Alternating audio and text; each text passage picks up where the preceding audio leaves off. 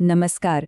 ચાલો આજે અંગ્રેજીનો એક એવો જબરજસ્ત કોન્સેપ્ટ સમજીએ જે આપણી વાતચીત કરવાની સ્ટાઇલને આમ કહો ને કે હંમેશા માટે બદલી શકે છે. જી હા, આપણે વાત કરી રહ્યા છે એક્ટિવ વોઇસ વિશે. આ એક એવી ચાવી છે જે અંગ્રેજીને એકદમ ક્લિયર, પાવરફુલ અને ઇમ્પ્રેસિવ બનાવી દેશે. ક્યારેય વિચાર્યું છે કે રામ એટ્સ ધ મેંગો અને the mango was eaten by Ram, આ બંને વાક્યોનો મતલબ તો એક જ છે, પણ તોય બંને સાંભળવામાં આટલા અલગ કેમ લાગે છે? ખરું ને? પહેલા વાક્યમાં એકદમ સીધી, ડાયરેક્ટ એનર્જી છે, જ્યારે બીજું વાક્ય થોડું લાંબુ, થોડો ગોળ ગોળ ફેરવીને કહેવા જેવું લાગે છે. બસ આ જ રહસ્ય આજે આપણે ખોલવાના છીએ. તો ચાલો હવે થોડું ઊંડાણમાં જઈએ અને સમજીએ કે આ એક્ટિવ વોઇસ આખરે છે શું. અને ગભરાવાની જરૂર નથી, આ કોઈ અઘરો નિયમ બિલકુલ નથી. પણ હા, અસરકારક અંગ્રેજીનો પાયો જરૂર છે. તો એક્ટિવ વોઇસ એટલે શું? જુઓ, એકદમ સિમ્પલ છે. જ્યારે કોઈ વાક્યમાં જે કામ કરનાર વ્યક્તિ છે, જેને આપણે અંગ્રેજીમાં કહીએ છીએ સબ્જેક્ટ, એ પોતે જ એક્શન કરતો હોય ત્યારે એને કહેવાય એક્ટિવ વોઇસ. મતલબ કે એ વાક્ય સીધો જવાબ આપે છે કે ભાઈ કામ કોણ કરી રહ્યું છે, બસ આટલું જ. અને એનું જે ફોર્મ્યુલા છે એ તો એનાથી પણ સહેલું છે. સૌથી પહેલાં આવશે સબ્જેક્ટ એટલે કે કામ કરનાર, પછી આવશે વર્બ એટલે કે જે ક્રિયા થઈ રહી છે તે, અને છેલ્લે આવશે ઓબ્જેક્ટ એટલે કે જે વસ્તુ પર ક્રિયાની અસર થાય છે. બસ આટલું જ યાદ રાખવાનું, subject plus verb plus object. Simple. ચાલો હવે કેટલાક ઉદાહરણો જોઈએ. પહેલું વાક્ય, રામ એટ અ મેંગો. સવાલ પૂછો, કેરી કોણે ખાધી? રામે. રામ આપણો સબ્જેક્ટ છે. બીજું, શી રાઇટ્સ અ લેટર. પત્ર કોણ લખી રહ્યું છે? તેણી. અને ત્રીજું, દે પ્લે ક્રિકેટ. ક્રિકેટ કોણ રમી રહ્યું છે? તેઓ. જોયું? આ ત્રણેય વાક્યોમાં સબ્જેક્ટ પોતે જ કામ કરી રહ્યો છે. આ જ તો છે એક્ટિવ વોઇસનો પાવર. હવે કોઈ પણ વાક્યમાં એક્ટિવ વોઇસ છે કે નહીં એ ઓળખવું હોય તો બહુ જ સહેલું છે. ખાલી આ 3 સ્ટેપ્સ યાદ રાખો. પહેલું, વાક્યમાં શોધો કે ક્રિયા કોણ કરે છે. બીજું, એ શોધો કે કઈ ક્રિયા થઈ રહી છે. અને ત્રીજું, એ ક્રિયાની અસર કોના પર થઈ રહી છે. બસ આ 3 સવાલના જવાબ મળ્યા એટલે કામ પૂરું. ચાલો આને એક ઉદાહરણ સાથે પ્રેક્ટિસ કરીએ. વાક્ય છે, Riya is reading a book. ચાલો આપણા 3 સવાલ પૂછીએ. પહેલું, કામ કોણ કરી રહ્યું છે? રિયા. તો રિયા થઈ આપણું સબ્જેક્ટ. બીજું, ક્રિયા શું થઈ રહી છે? વાંચવાની. તો ઇઝ રીડિંગ થયું આપણું વર્બ.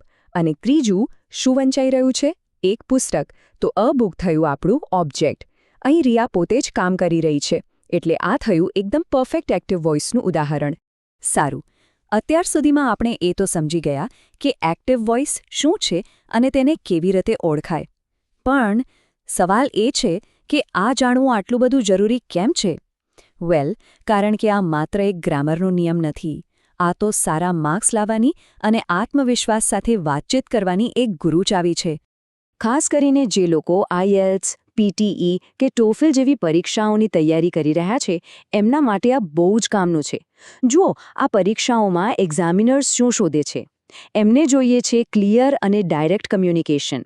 અને જ્યારે એક્ટિવ વોઇસનો ઉપયોગ થાય છે ને, ત્યારે લખવામાં અને બોલવામાં એકદમ સ્પષ્ટતા આવી જાય છે, જેનો સીધો ફાયદો સ્કોરમાં દેખાય છે. ટૂંકમાં કહીએ તો એક્ટિવ વોઇસનો ઉપયોગ કરવો એ સારા માર્ક્સ મેળવવા માટેની એક સ્માર્ટ સ્ટ્રેટેજી છે. એનાથી પરીક્ષકને તરત જ ખ્યાલ આવી જાય છે કે આ વ્યક્તિ પોતાની વાતને એકદમ સ્પષ્ટ અને મજબૂત રીતે રજૂ કરી શકે છે. અને હા, આ ખાલી પરીક્ષા પૂરતું સીમિત નથી. આપણી રોજિંદી વાતચીતમાં પણ એક્ટિવ વોઇસ જાદુ કરી શકે છે. એનાથી આપણી વાત વધારે ક્લિયર બને છે, આપણો આત્મવિશ્વાસ વધે છે અને આપણી વાતનો પ્રભાવ પણ સામેવાળા પર વધુ પડે છે. લોકો આપણી વાતને વધુ સારી રીતે સમજે છે અને ગંભીરતાથી પણ લે છે. ચાલો હવે એવા મુદ્દા પર આવીએ જે બહુ જ મહત્વનો છે, સામાન્ય ભૂલો. આપણે કઈ કઈ ભૂલો કરતા હોઈએ છીએ, એને સમજવી અને સુધારવી ખૂબ જરૂરી છે. તો જ આપણું અંગ્રેજી વધુ સારું બનશે. સૌથી પહેલી અને સૌથી કોમન ભૂલ છે સબ્જેક્ટને જ ગાયબ કરી દેવો. જેમ કે કોઈ કહે, વોઝ કમ્પ્લીટેડ ધ વર્ક. પણ કોણે કર્યું? કામ કોણે પૂરું કર્યું? આ વાક્ય અધૂરું લાગે છે, ખરું ને? સાચું વાક્ય છે, આઈ કમ્પ્લીટેડ ધ વર્ક. અહીં આઈ છે જે કામ કરનાર છે, આપણો સબ્જેક્ટ. બીજી એક સામાન્ય ભૂલ થાય છે વર્બને લઈને, જેમ કે શી ડુ હોમવર્ક. ગ્રામરની રીતે આ ખોટું છે. આપણે જાણીએ છીએ કે શી સાથે હંમેશા ડઝ આવે. તો સાચું વાક્ય શું થશે? She does homework. એકદમ સિમ્પલ. અને ત્રીજી ભૂલ, આ તો થોડી ફની પણ છે, પણ બહુ જ થાય છે. કોઈ કહે ધ કેક એટ રામ. આનો અર્થ શું થયો? કે કેકે રામને ખાઈ લીધો, જે શક્ય જ નથી, બરાબર ને? અહીં થયું શું? સબ્જેક્ટ અને ઓબ્જેક્ટની જગ્યા બદલાઈ ગઈ. સાચી વાત તો એ છે કે Ram at the cake. Okay, ભૂલોની વાત તો થઈ ગઈ. હવે માસ્ટરી મેળવવા માટે કેટલીક પ્રો ટિપ્સ જોઈએ. આ એવા સ્માર્ટ હેક્સ છે જે આપણે જે શીખ્યા એને પ્રેક્ટિસમાં લાવવામાં ખૂબ મદદ કરશે. તો આ રહ્યા કેટલાક સ્માર્ટ હેક્સ. પહેલું, હંમેશા પોતાને સવાલ પૂછો, આ કામ કોણ કરી રહ્યું છે? બીજું, ટૂંકા અને સ્પષ્ટ વાક્યો લખવાની પ્રેક્ટિસ કરો. ત્રીજું, બોલતી વખતે બને એટલો વધારે એક્ટિવ વોઇસનો ઉપયોગ કરો. અને છેલ્લું, લખતી વખતે પણ સ્પષ્ટતા માટે એક્ટિવ વોઇસને જ પહેલી પસંદગી બનાવો. આ નાની નાની આદતો મોટો ફરક લાવશે.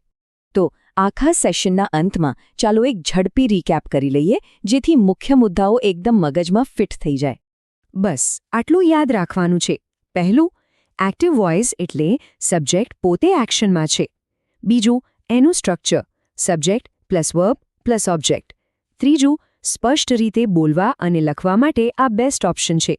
અને ચોથું, એક્ઝામમાં સારા સ્કોર મેળવવા માટે આ એક પાવરફુલ ટૂલ છે.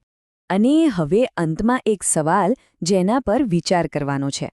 આજે જે કંઈ પણ શીખ્યા એ એક્ટિવ વોઇસની શક્તિનો ઉપયોગ કરીને પોતાના સંદેશને વધુ દમદાર કેવી રીતે બનાવશો? જરૂરતા વિચારજો, કારણ કે આ એક નાનો ફેરફાર વાતચીતમાં ખરેખર બહુ મોટો પ્રભાવ પાડી શકે છે.